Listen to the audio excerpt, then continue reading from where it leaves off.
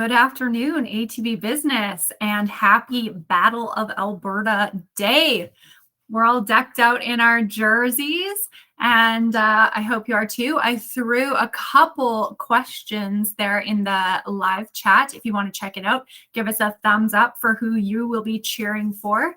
I know that our friends in New York and in Colorado, you still have teams in the mix as well. Toronto, early golf course for you this year.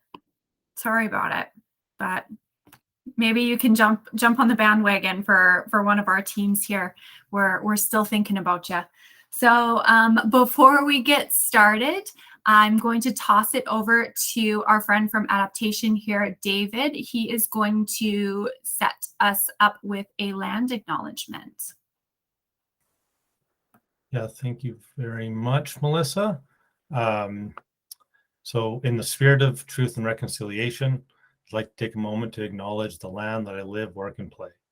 I'm located in Cochrane, which is the traditional territory of the Treaty 7 First Nations, including the Kainai, Siksika, Piikani, Tsuut'ina, and the Stoney Nakoda.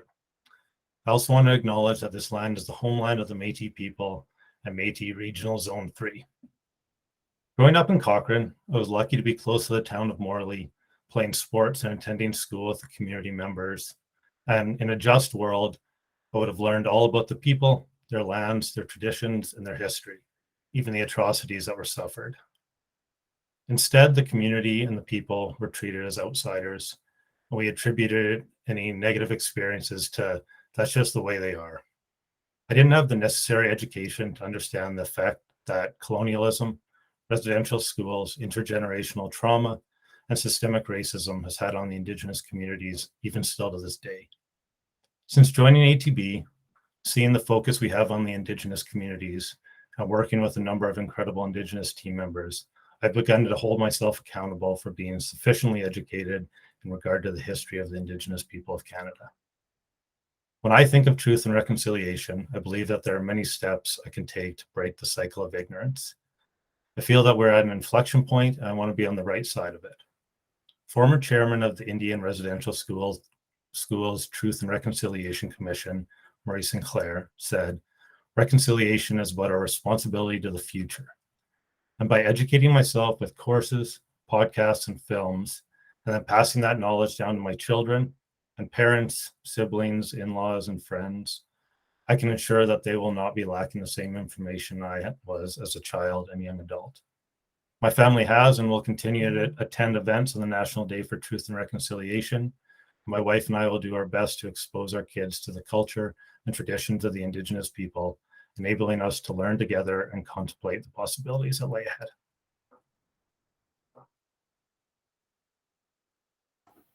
Thanks so much for sharing that, David, and sharing that land acknowledgement, but also the steps you're taking towards reconciliation for you and for your family. I think that's really powerful. So I'm going to turn it over to two gentlemen here, united as heads of ATB Business, but very divided when it comes to the teams that they are cheering for. So Myron, I believe you're up first. Over to you. Yeah, thanks, Melissa, and thanks, David, for coming on the live stream here today and sharing that acknowledgement. Very good. So well done. It's great that we bring team members on the live stream like yourself, David, to share the acknowledgement or just share a story. I think it's both are very important to our business. So thanks for doing that. Yeah, good afternoon. And yeah, I wanted to what Melissa said, I wanted to come on the live stream today and really talk about how aligned Darren and I are. But I guess we aren't aligned when it comes to our hockey teams, because I'm not sure what Darren is thinking with the jersey that he has on today. But all joking aside, it's important for you to know. It's important for all of our team members to know that Darren and I are very connected and very aligned with where we're going. And even before, we moved into these leadership positions, and this change, Darren and I developed a relationship that was really based on mutual respect. And we were very aligned even before these new positions that we're in today. Now, that doesn't mean that we always agree. You can tell by the jerseys that we're wearing. But when we don't agree, it's quite healthy, honestly, and we figure it out and have some really good discussions and think back to the strategy, and that's how we continually come back to being, very aligned with where we're going as ATB Business. So it's important for you to know that, because ATB Business is in a place of strength, and we need your support so that we can continue our momentum into FY22 or 23 as a one united front. That's really how we are going to be successful moving forward. As your leaders, we are committed, very committed to you, our team members, our clients, and our strategy. Our strategy is rock solid and is not changing. I'll say that again. Our strategy is rock solid and not changing. That's probably the biggest question that I've had over the last 3 or 4 weeks, and we want you to hear that loud and clear.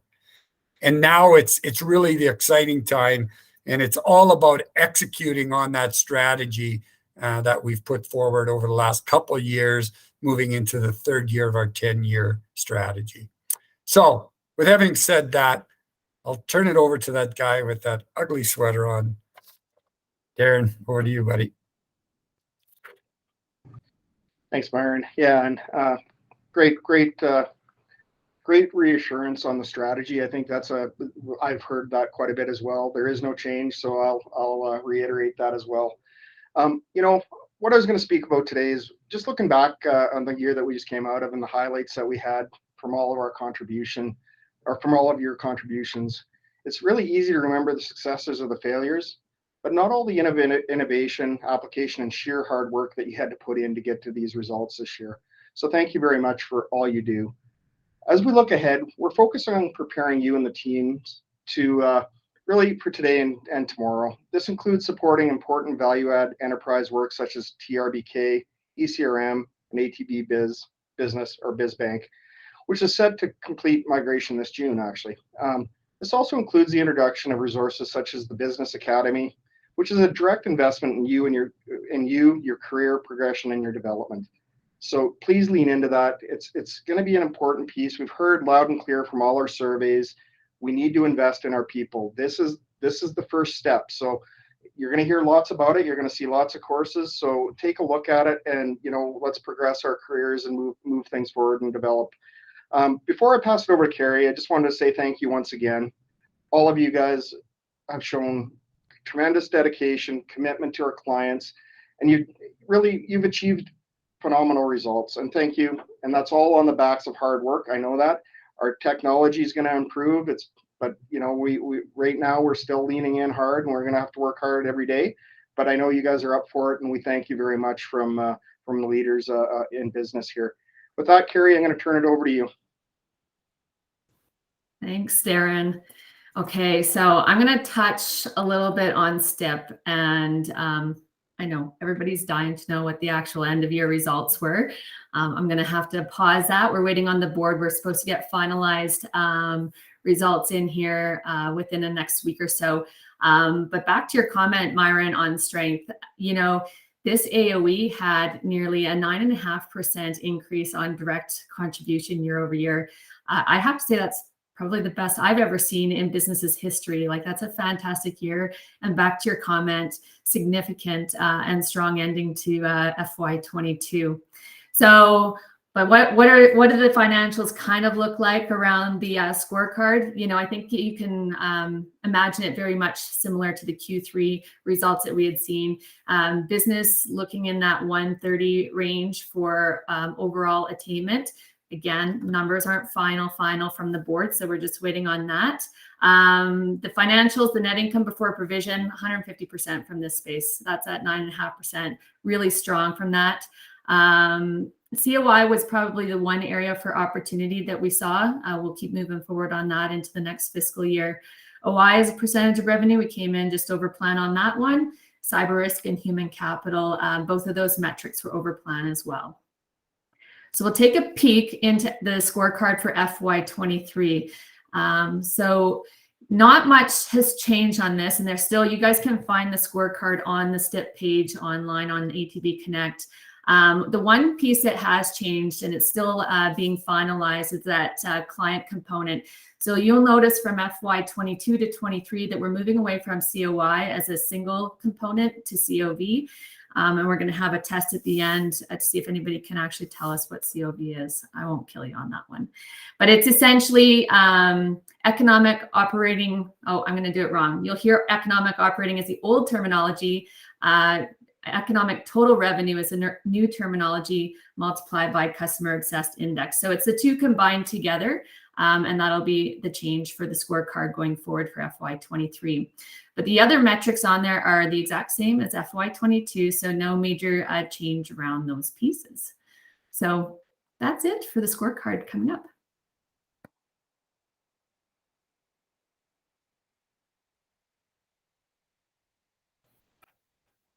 Awesome. Thanks so much. So we wanted to leave a lot of time here for everybody to jump in, ask some questions, talk about hockey, if you will. I saw someone called out how great my jersey looked, and then someone gave it a thumbs down. That cut kind of deep. So I know that there is obviously the hot topic in the chat right now is hockey. I'm just going to scroll through and see what else we've got on. We've got one comment from Sean Bunnan saying customer obsessed value, slow ball, smiley face.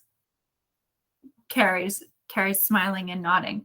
But if anybody else wants to jump in here and throw any other questions, comments, anything on your mind, now is the time to do it. This live stream, it really is for you all to connect in with your leadership here. So please do get your questions in. I do also want to draw attention to our mentorship program. Myron, if you wanted to speak a little bit about the mentorship program that is currently going on here. Yeah, sure. I can do that. And I would just stress again what Melissa said. If you have any questions or comments or even discussion points, please put them in the chat so that we can use this connect time with you to talk about really what's on your mind. Don't be shy. Darren and I are open to discussing whatever is on your mind. So please, I encourage you to steer this conversation a little bit and drum up the courage to put something in the chat. In the meantime, I'll just talk a little bit about what you saw in Carrie's presentation. You can see, we had a really strong year, and Darren mentioned how grateful we are as a leadership team for all the work that all of our leaders did, our fellow SBLT leaders, and then the department heads and leadership throughout the entire AOE, and then all of the individual contributors. We all need to pull in the same direction to achieve that. And moving into next year, you can see as we delivered we set the targets that we have big expectations again moving into next year. And that's important. It's important that we do our part for the organization, and that is delivering on that business plan. Because as an organization, we want to have a large technology spend so that we can make jobs better for team members. We can make jobs, or we can make dealing with us easier for customers. And our part is delivering that business plan that the organization needs to be able to deliver that technology. And quite honestly, I'm really excited and proud to work for an organization and a part of the business that the organization wants more of. They want more of what we do. They want more of the advice that we provide our customers, the revenue that comes from doing that. And it's an exciting place to be, because by delivering on the business plan on a consistent manner, we develop great careers for all of us as well. So it's really a win-win-win all the way around. So I just stress the momentum that we've built in the past, that we continue on with that. And part of that is developing our people. And one of the ways that we develop our people is through the mentorship program. So as it sits right now, we have 22 leaders in ATB Business that have signed up to be mentors. And they're going to be mentoring 28 team members. ATB-wide, we have 304 individuals that have asked to be mentored. So that's great. You know, people are reaching out and asking for help, asking for, you know, the experienced leaders to step up and lift the next group of leaders and lift other individuals up in the organization.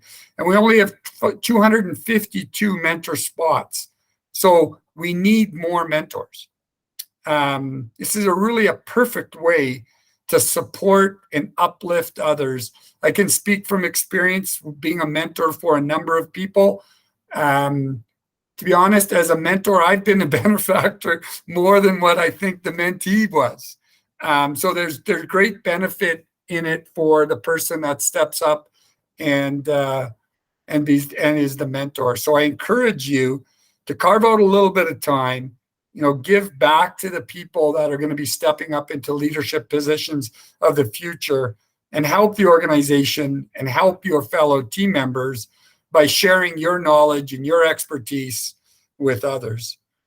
Team members that are looking for a mentor, you have until May 31st to sign up. So time isn't out yet. It's not run out. So keep that in mind. Yeah. So that's what I have on the mentorship program. I just encourage people to step up and help us out there.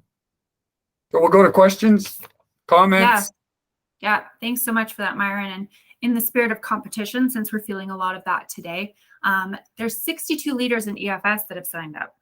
So take that as you will, team. Yeah, we're not competitive at all. No, we're not. So there you go. And we're just behind XO. They have 24 leaders. So yeah, I'll just leave that little plug there for you. I threw the link to the article in our Q&A. So if you want to jump in there, check out a bit more information about becoming either a mentor or a mentee. And the link to sign up is also in that article. So do check that out. We have lots of comments now. One piece that I just did want to call out really quickly before we jump into those is Joey Dirks. And he made a quick comment that he had the pleasure of going to a Calgary game with Darren and Myron. I believe I saw a picture of him wearing a Flames jersey, and he's actually an Oilers fan. So he called out Myron. He's happy to see that you're on his side. So maybe that's, he looked a little conflicted wearing his jersey in that picture. So I guess there we go. We've figured it out. So the Battle of Alberta stats leading 37 Team Oilers, 32 Calgary Flames. So as we jump into the questions, our first one from Steve Green with the top votes for 15. We have worked very hard to unite our three businesses that we brought together 2 years ago, CFS, BNIG, Altacorp. Now that we have co-heads, do either of you see any risks here in terms of harmonization of our culture, effort, processes, etc.? So maybe I'll toss that one to Darren. Thanks, Steve. That's a great question. Of course, it's topical for a lot of us right now. I've had a number of discussions on that. I would say there's always a risk, but it comes down to the leadership and how we embrace what we're doing right now. I believe Myron and I are fully aligned in not having this happen. We don't want to go backwards. We're going forward. Look at our results that we've done over the last 2 years as a combined team. We are one big team. We might have co-head type of structure in place right now, but we're going to operate as one, and we are going to maintain alignment come hell or high water, basically, because I don't want to go back to the way it was because it wasn't working. it's working now. So I guess I can say definitively, Myron and I do not want to see this go backwards. We're just going forward. Thanks so much for that, Darren. Next question, Jason Sayers. How will Myron and Darren create capacity for themselves in their elevated roles while leading larger and complex teams? Myron. We're just going to get other people to do the hard work. I'm The kidding. obvious answer. You know, I'm joking, of course, but it's a fair question. And Darren and I have been talking about that. And I think our leaders already feel a bit of a trickle down where we are finding spots where really Darren and I can step out of and get out of the way a little bit. We've made some changes to capital committee. We have great, very qualified new capital committee that understands the strategy and understands that, you know, we're not just a bank doing loans. We're a holistic provider to our customers. And the new capital committee chaired by Steve Green is going to do a tremendous job driving that strategy forward. That's just one way. You know, there's the filling of FTE that, you know, has been delegated down to the AVPs. That I think that was a redundant decision that I needed to make that probably should have been done a little while ago. There's just going to be more empowerment and decision making through time that we're going to move to the right place. That's going to free up not only Darren and my time, but I think it's going to allow the business to move at the pace that it needs to move at by taking away some of those decision points in the organization. And there will be bigger things as well that we'll figure out as time goes on. But we've already started that, Jason. So thanks for the question. Thanks for that. Next question, Tara Manson. Hi, Myron and Darren. Do you have an ETA as to when our FY23 strategic objectives will be delivered down to the leaders? Darren, you're up. That's a good question. I don't know exactly, but I would say that we're working on that now. We've got an all-day meeting, or we've got a meeting on Friday on this again as well. So I'm hoping, you know, first week of June is I've got kind of penciled in my head for timelines to make sure that we get there. So I think after the SBLT meets this Friday, we should be in a position to start moving them down. I think, Terry, you guys are probably a bit ahead with John Anderson already. So he's been on it, you know, a lot quicker than some of the others. But yeah, I think, I don't know, Myron, probably first week of June is what we're probably targeting, right? Yeah. And that's actually going to be a little bit ahead of last year. So we're not perfect, but we're improving, and hopefully next year we move it up to May, and then the year after that to April. So we'll slowly get better at it.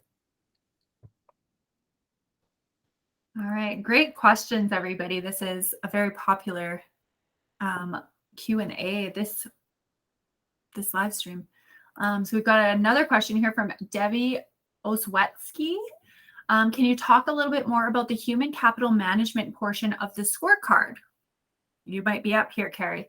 This one got the chatter going on our team call when we covered it, and I'm not overly confident that I did a good job of explaining it. Might be some other folks on the call today feeling the same way. Yeah, no, that's a good question. I was actually wondering if anybody would call it out.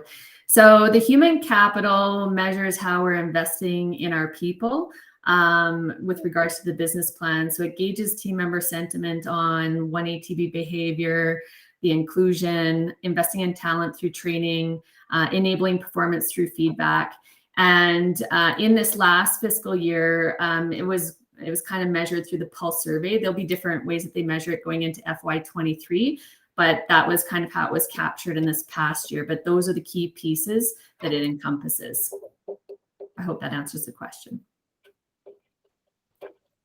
Thanks for the question, Debbie. And you know where to find Carrie if you need more clarification. We've got a question here from Tasha Still. She always asks really great, thought-provoking questions. So Darren and Myron, bit of a thought-churning question. What excites you about FY23? And on the flip side, what keeps you up at night? So we'll toss this one to Myron. Yeah, there's so many things that that excite me about where we're going. The strategy excites me. But I really think that through the last 2 years, we've built better bankers. I spent yesterday with my AVP team, and I couldn't be more happy with the way that they're running their businesses. They're ready to take the next step. They're tremendous leaders, delivering the business plan for us. I'm so grateful to be working alongside our SBLT. We probably don't thank our fellow SBLT members enough, because they're right side by side with Darren and I. And, at the start, I asked for your support. But Darren and I are so well supported with all of our SBLT members. That just excites me to move forward with our strategy. And our strategy is one of delivering, exceptional results, great revenue to the organization, so that we can continue to make this special place we call ATB even better. And by doing that and by growing it, we're going to create just a great careers. I don't have the stats at the tip of my finger here, but the number of people that have received promotions over the last year or so is really tremendous. And by growing and being in a part of the business that has large expectations, we get the benefit of growing and developing great careers. So that's really what really fires me up. And I know people get uncomfortable when I say this, but it's really true. I love the people in this group in ATB business, and I get it. It's a bit of a touchy-feely strong word, but it's really the way I feel about the people in this business. And if I didn't, I wouldn't be here. So that's really what excites me. What keeps me up at night is our processes. Harmonizing the business is a hard thing to do. We're not done that yet.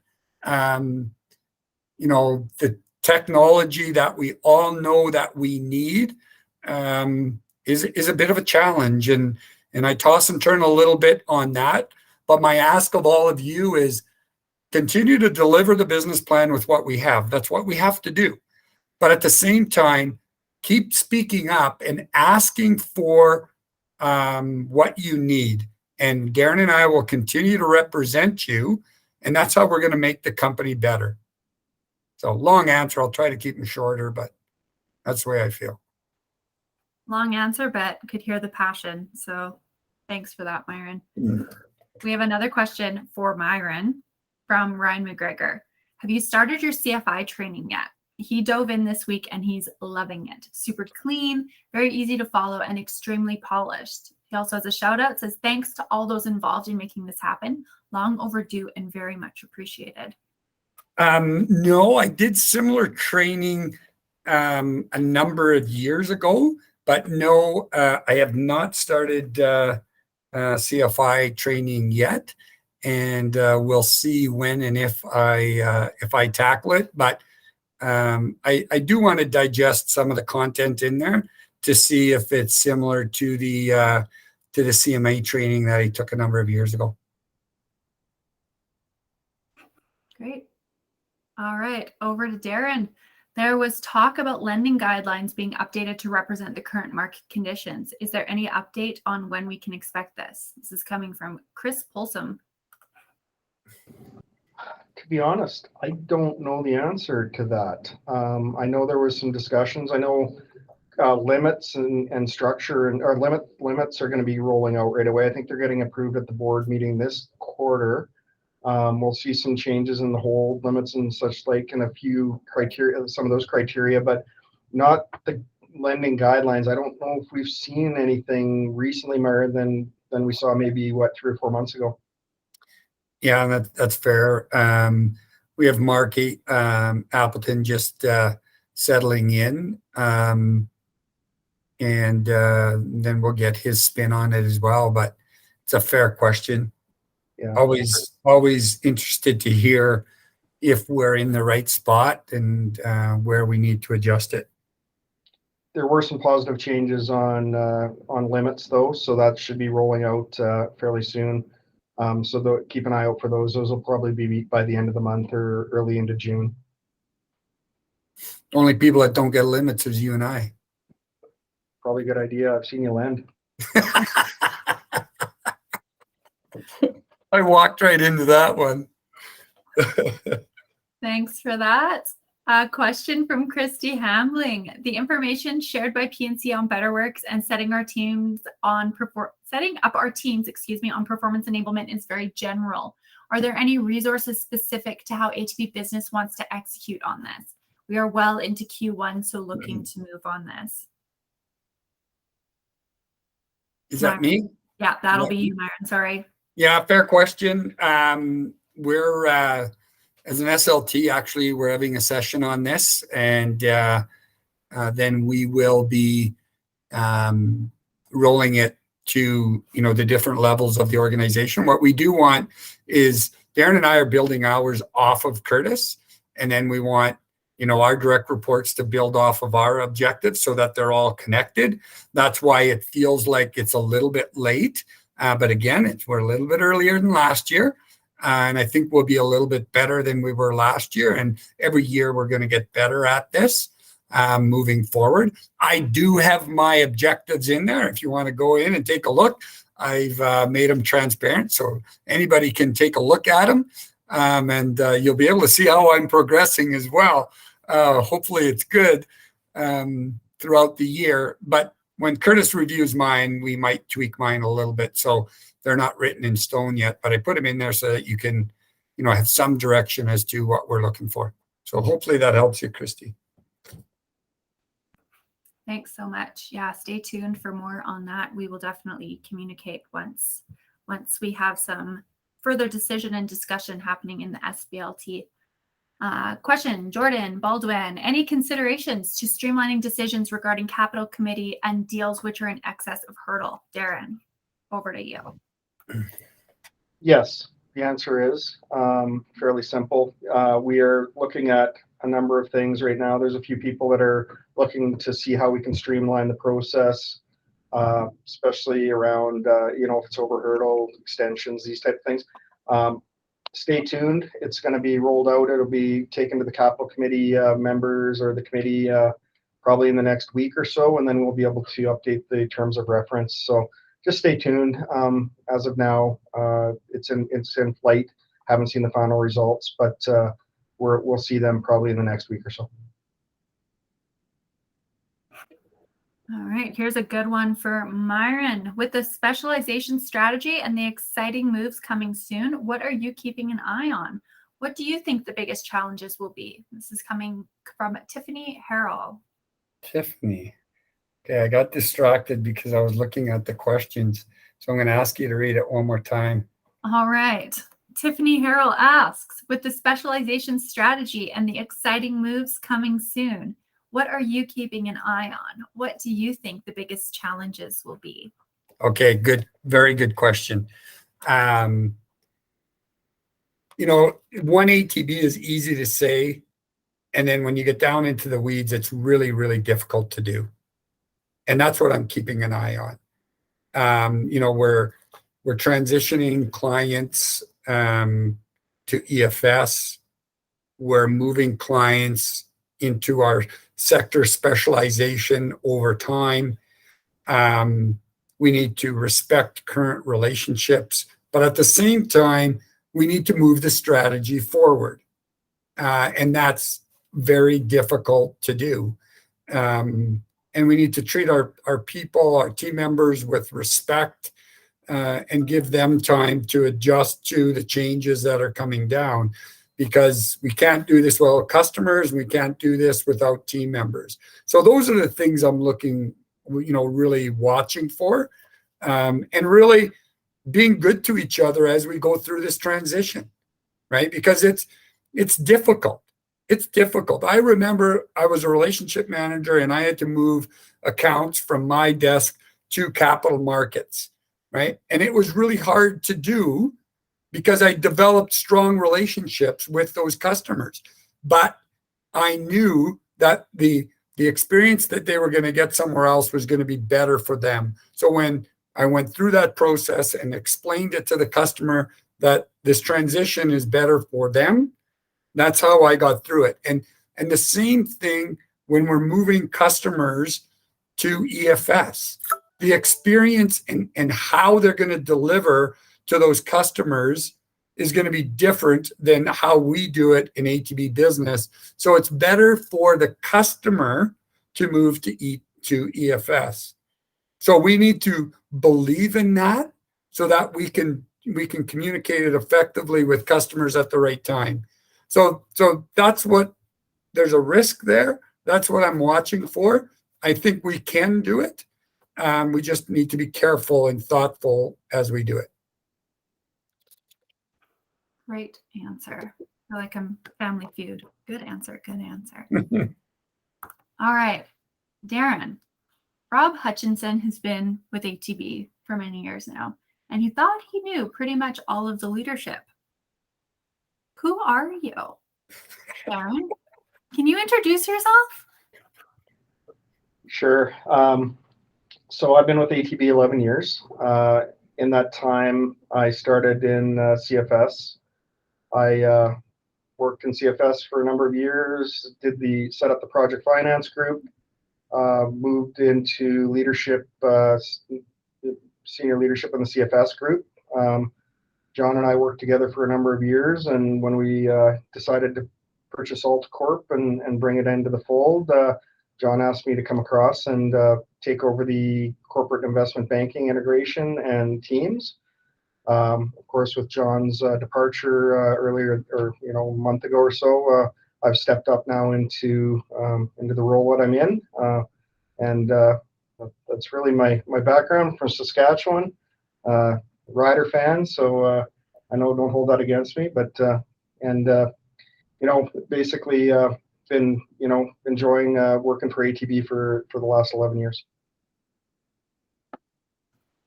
Great intro. That's Darren. You can check out, he's got his bio on the atb.com leadership page, as well as the capital markets leadership page too, if you want to get to know Darren a bit more, or friend him up on LinkedIn. We have another question here from, apologies if I get your name wrong, Langus Donnelly. With the recent changes to the capital committee, which now includes all demand facilities greater than 10 million required to be submitted, do we foresee an overflow of submissions to the committee? Sorry. No, Go ahead, Darren. No, it's a tough question. So over to you. Yeah, it's a lead into the, it's a bit build onto the question that Jordan asked as well. We're looking at it, like, guys, give us a bit of time. It's gonna, we're getting recommendations from the teammates. We put it back into a few people's hands to kind of canvas and see the number of credits that will be coming through. Again, the real reason for capital committee, and I just want to stress this, one of the main reasons of capital committee is all around the ancillary business discussion. It's not about the loan. We all know how to do loans very well. What the capital committee has really been set up for is to try to drive the ancillary revenue of the organization, which we need to get from 25% where we are today to 27%, I think, on the scorecard, right, Carrie? So we have to move that up. And ultimately we need to make our 10-year strategy. We got to get to from 35 to 45% of ancillary revenue or other income to be successful. So that's what the capital committee is for. It's not because we like to look at a bunch of loans coming through. It's all around the discussion and how we can be holistic with our customers. So leave it with us. Again, we should probably know something in the next couple of weeks. We're not looking to make a bunch of work for people, but we also want to make sure that we have the right discussions around our customers to ensure that we are providing and getting our full share of wallet. Thanks for that answer, Darren. We have a question from Anonymous. Salary adjustments in April addressed a 4-year salary freeze. However, with inflation continuing to persist and increase over the last 9 months, can we expect a cost of living adjustment in the near future, especially for those who didn't receive a salary adjustment? Myron. Yeah, I'm sort of like Rob Hutchison. I pride myself on knowing everybody in the organization, and I haven't come across anybody by the name of Anonymous yet. So I'm not sure who I'm speaking to. But if you remember when the salary adjustment was approved, it was a temporary lift to the restriction. So we are still under a restriction from our shareholder.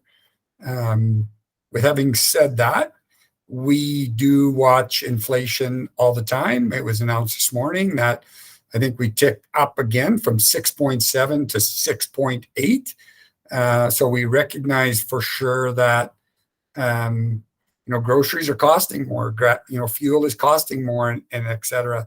So you can rest assured that Darren and I will have a loud voice at the SLT when it comes to compensating our team members fairly.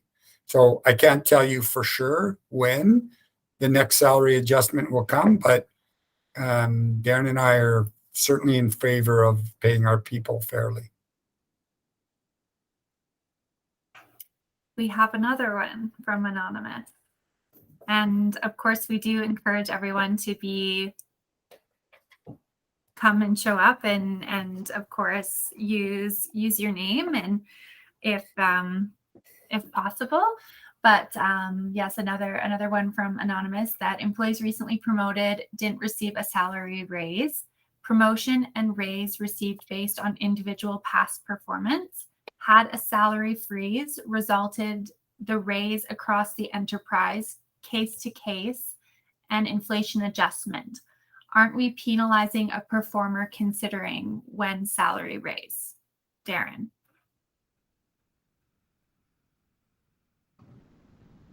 Yeah, it's not 100% sure where the question is going, I'll be honest. So if I'm answering it wrong, I apologize.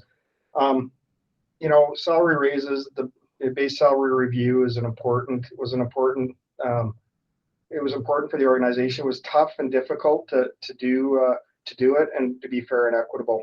So I think, as you get promoted, I agree you should be getting an increase in raise or wage. I believe that we all deserve, or a number of people deserve, salary increases from the last 4 years. I don't think there's any debate on that.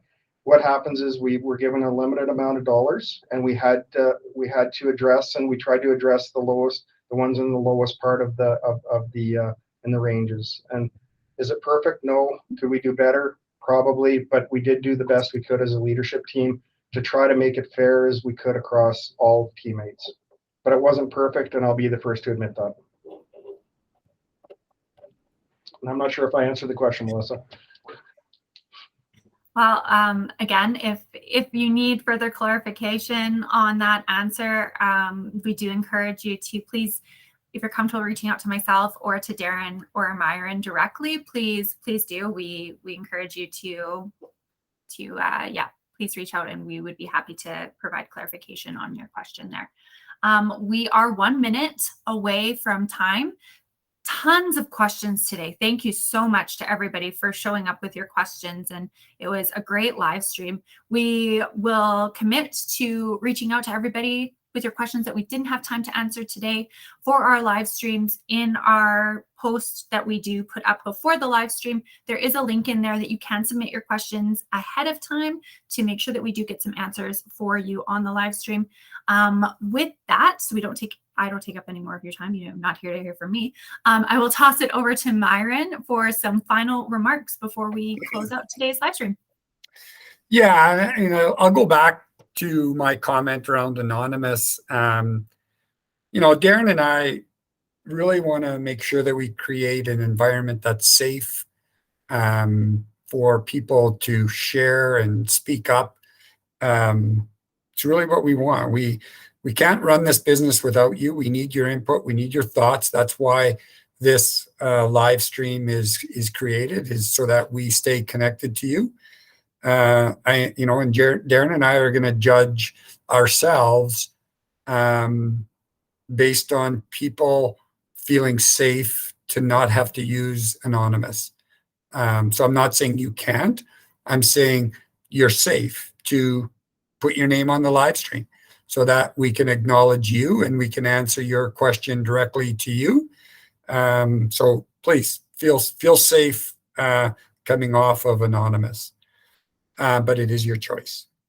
Moving forward, Darren and I are we're excited to have the opportunity to connect with you on this live stream. But at the same time, we know that our fellow SBLT members can add value that we can't. So we're going to leverage them as well. For the most part, Darren and I will be here to participate, kick it off, answer questions, share our thoughts as well. But we are going to leverage our fellow SBLTers as well. We're really looking forward to these live streams and connecting with you and staying connected with you. So let's all take advantage of this time. It doesn't have to be so formal. We can be a little bit more relaxed so that we show up as our authentic selves and we all feel comfortable with speaking up. That's how we will get the best out of me, probably the best out of Darren, and the best out of all of you if we just show up as our authentic selves. We're open to feedback. So you can drive the agenda on these live streams as well. We'd like to hear from you. And thanks for being here and thanks for all you're doing. And let's go kick some ass.